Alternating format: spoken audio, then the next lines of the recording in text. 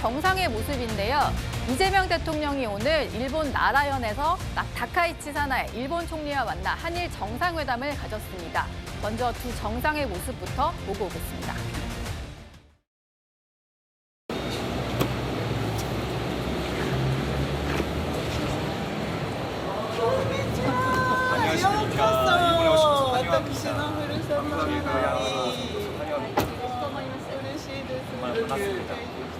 벽을 깨가지고 환영해 주시면 저희가 온돌바를 올리겠습니다.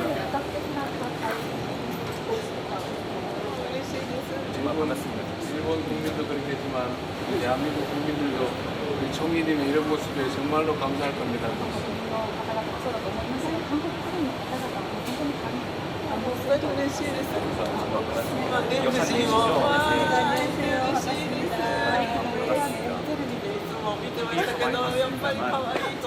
아름다우신 것 같습니다. 자, 안으로 들어오시죠.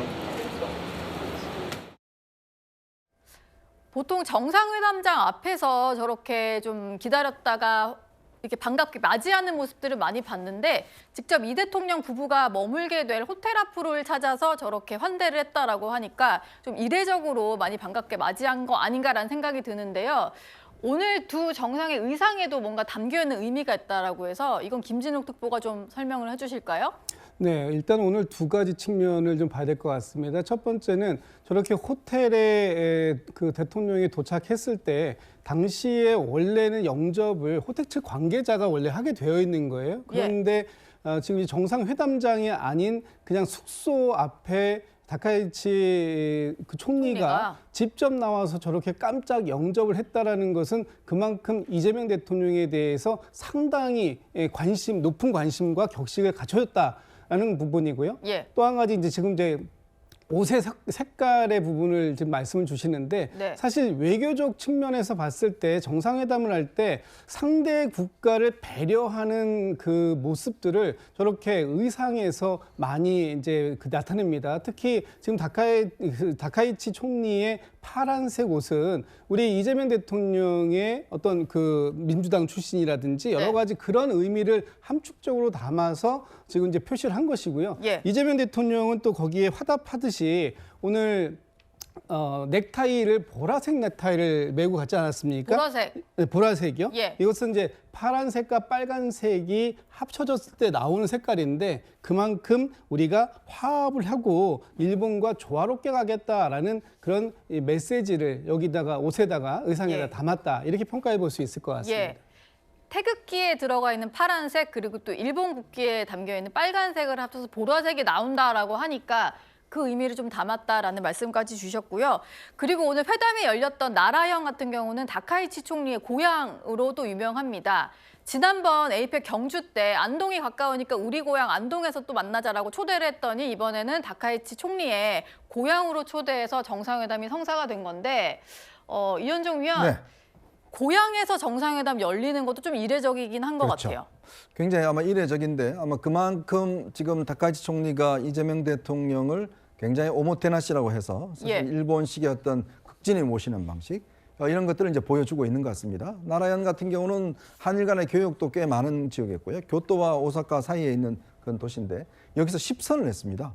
국회의원을. 그러다 보니까 아마 다카이치 총리는 정치적 고향이고 또 여기서 한다는 것 자체가 다카이치 총리의 어떤 정적 위상을 또 높여주는 측면도 있는 거 아니겠습니까?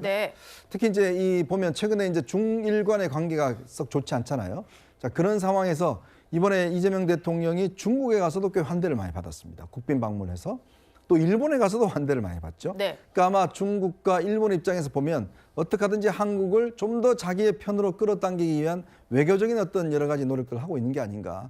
거기서 우리 같은 경우는 오늘 이재명 대통령이 한중일이라는 언급을 했고 대신 이 다카이치 총리는 한일이라는 의미, 한미일 의미를 직접 이야기를 했어요.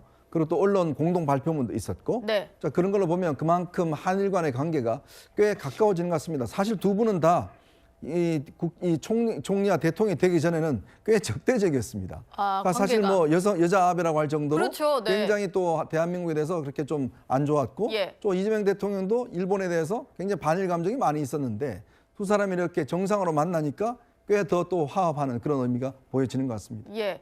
이재명 대통령이 이제 일본 찾기 전에 NHK 인터뷰한 거 보니까 야당 대표일 때랑 국가 지도자가 됐을 때는 말도 조금 더 신중해야 될 것 같다. 이런 얘기한 것도 좀 기억에 남는데요.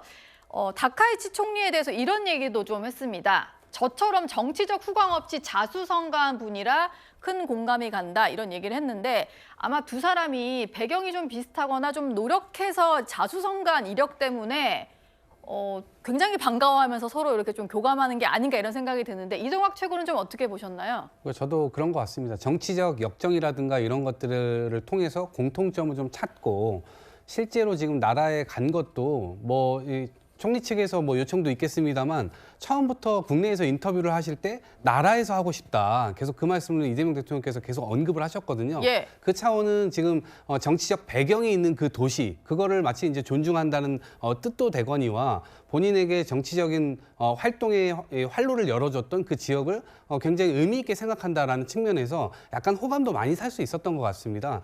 그런 차원에서 양국의 외교가 이해관계로 막 점철되어 있지만 개인적 사연이라든가 아니면 정치적 맥락 이런 것들을 통해서 서로 조금 더 가까워지게 되는 그런 계기로 만들고자 했던 약간 조금 디테일하게 이런 부분들을 좀 챙겼던 것이 아닌가라는 생각이 듭니다. 예. 알겠습니다. 오늘의 2위까지 확인을 했고요. 이제는 시청자분들이 보내주신 댓글을 소개해드리겠습니다. 네, 오늘의 첫 번째 댓글은 법정 싸움 전에 여론전으로 기싸움 중이다라고 얘기를 하셨는데 박나래와 전 매니저 간의 법정 다툼 전에 지금 이제 서로 공방을 벌이고 있는 이 얘기를 해주신 것 같고요. 트럼프 대통령에게도 형님 할 것 같다.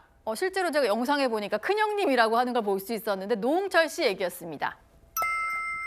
네, 또 힘든 시기일수록 부부가 똘똘 뭉쳐야 산다라고 얘기해 주셨는데 박미선, 이봉원 씨 부부 말씀을 주셨고요. 네, 이번에는 철물점 두쫑코는 조금 궁금하다. 저도 좀 궁금하네요. 철물점에서 어떤 맛으로 만들지. 네, 마지막 댓글입니다. 따르겠다더니 재심을 청구하나 김병기 의원에 대한 댓글까지 보내주셨습니다.